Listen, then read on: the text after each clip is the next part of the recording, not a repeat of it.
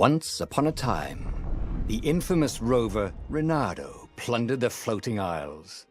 Then his mother called him to her deathbed. "Swear to me that you won't die on the gallows," she rasped. Reluctantly, he swore. And he whiled away his days at home with music, cards, and wine. But the Emperor had changed. He'd been good once, a shy, almost humble toad.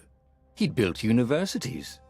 But then people started whispering about mass graves in the woods, midnight rituals, victims screaming.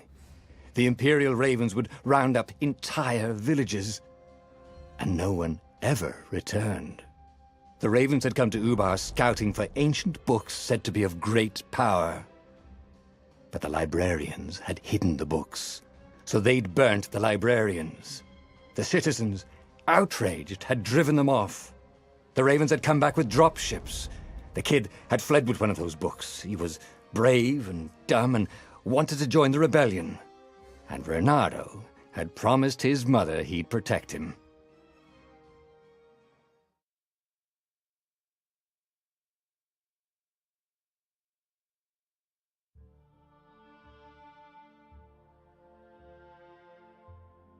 The kid was looking down, watching his city burn. "Sorry, kid," Reynardo told the kid. "Look, if we give them the book, they'll leave you alone." "My mother died for this book!" "I promised her I'd protect you." "Oh, damn it." The kid had run off. With the book, of course. So Reynardo had to run after him.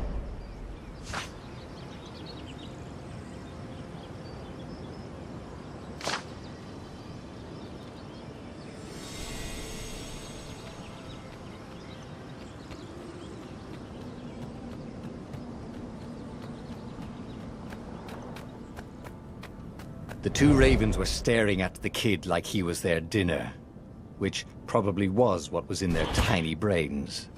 "Hey," Reynardo said. They cocked their heads at him. "Pick on someone as ugly as you." Wait, that didn't come out right. "For the Emperor!" The Ravens cawed and rushed at him.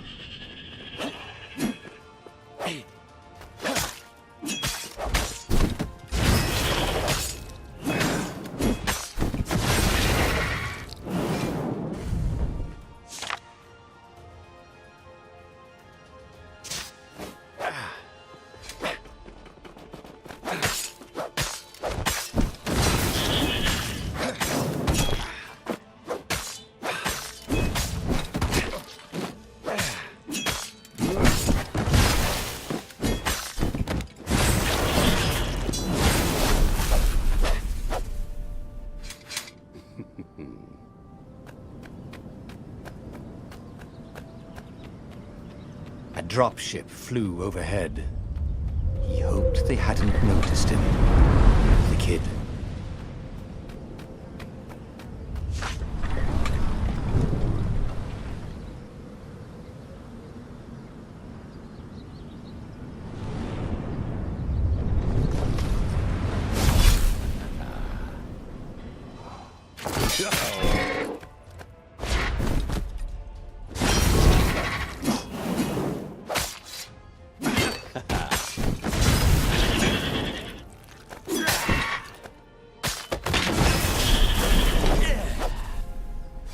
Oh, right. The Gate of Heroes. Someone's idea of a joke, making the skyship docks a gated community. You needed a hero's sword to open it. And the kid was on the other side of the gate. Who let you through? Promise me you'll take the book to the rebels, or I'm gonna steal your ship. I'm not taking that damn book anywhere, and neither are you. Try and stop me, laughed the kid. I bet you don't even have a hero sword. And with that, the kid hopped away. Had to hand it to the kid. He was an idiot, but he had guts. Where was Reynardo going to get a hero sword?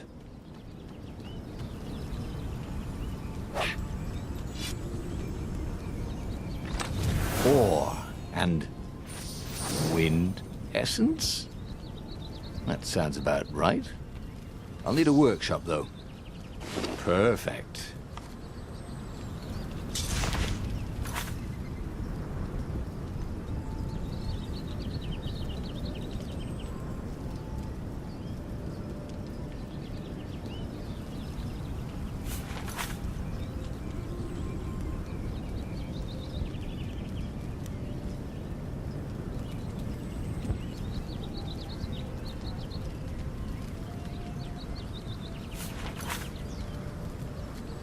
Hero sword.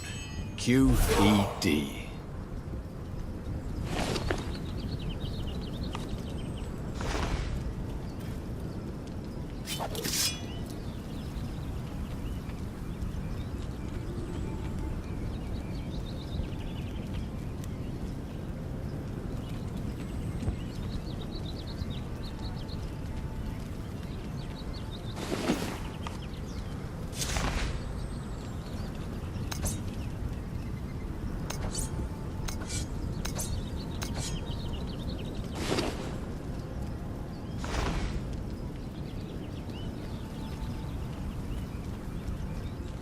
This is what he got for settling down and finding people to care about.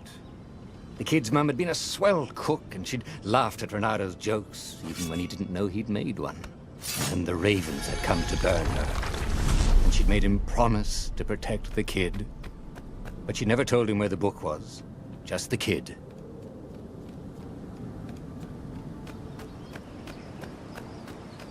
He came up to a ledge. It was too far to jump. There'd been a bridge here before, hadn't there? And there was Peter, giggling at him. How'd you get across? He asked the kid. Where'd you find a hook? I hopped. Said the kid. Wise-ass kid. Hey, look out behind you. Cute, said Renado. Ah, ravens.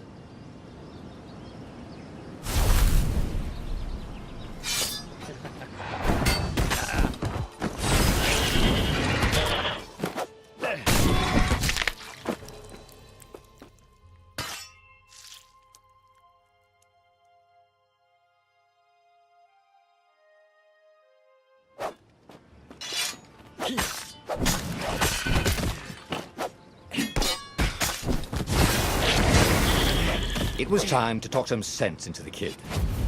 Just hook his way across the ledge and chase the kid down. Thing was, he hadn't used his hook since he'd retired. Hadn't done it. Maybe if he meditated at that altar there, he'd remember his old skills.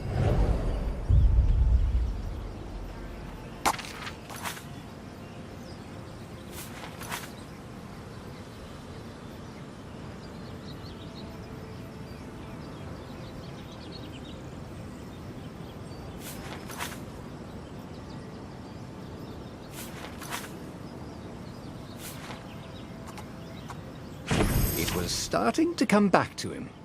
Something you never completely forgot, like how to freeze time when attacking. The more he fought, the more he'd probably remember.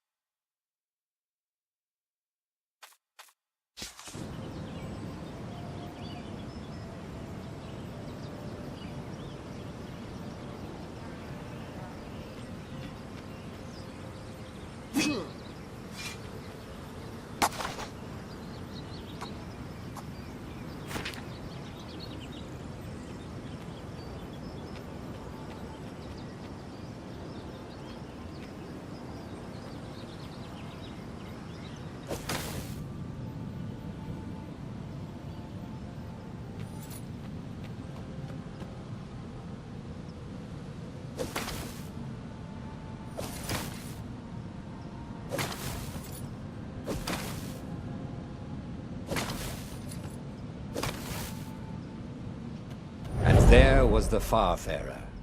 She was the fastest ship he'd ever known. She could do the Kessel Run in 12 furlongs. Oh, so the salesman had told him. And something told him the kid was about to walk into an ambush. Stop! He shouted. I'm not giving you the book! Shouted the kid, and took off. No! Peter!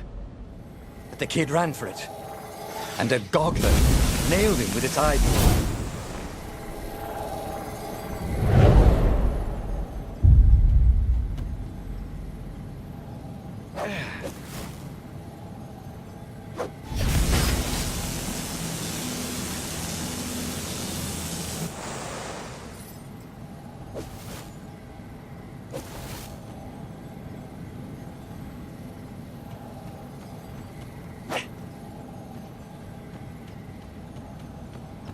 The book was unburned. Next to it were the buckles from the kid's shoes, and a kid-sized pile of ashes. Damn it. Why hadn't he lied and told the kid he'd take the book to the rebels? The kid would be alive now. Really pissed off and betrayed, but alive. Oh, damn it. Renato picked up the book. He couldn't let the Empire have it now. He was going to have to get it out of there. He'd be a wanted man. Probably have to join the rebellion just to have a place to dock. Well, he'd hated home life anyway.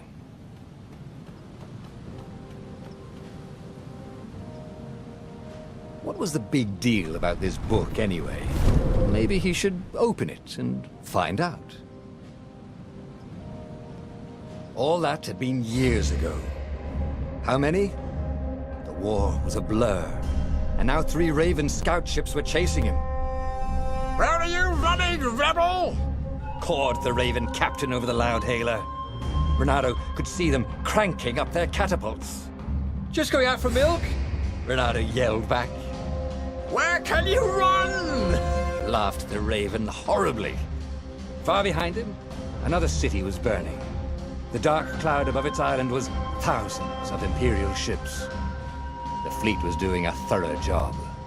Take us to the rebel base! I will spare your life! It cawed. The entire jury-rigged rebel fleet was only a few islands to the east. Beyond that were only the pillars of heaven, a sea of endless blood-colored tornadoes. The rebellion was out of time, unless Renato could bring a game-changer. Maybe he could. Renato had found out where he could find the pieces of the Sky Ripper, the legendary weapon that had exiled the lost gods. Surely a legendary weapon could win the final battle. On the other hand, his old friend Lapino had sent Renato a desperate message saying he had a brilliant scheme to save the rebellion. If Renato could only rescue him. Renato dived the Farfarer towards the abyss. As he felt the heat of the jet stream, the Raven ships peeled off, not stable enough to follow him down there. Now it was time to choose. Lapino or the Sky Ripper?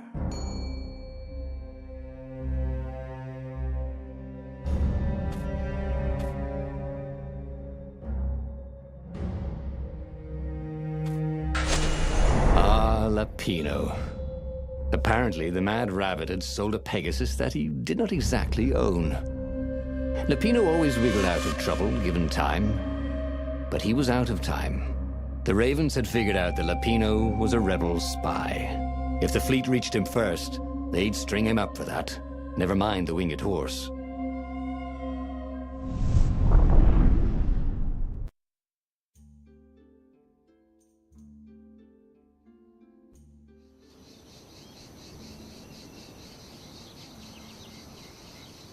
Lapino had apparently managed to confuse the judge by arguing that he hadn't actually stolen a winged horse. He'd only sold it.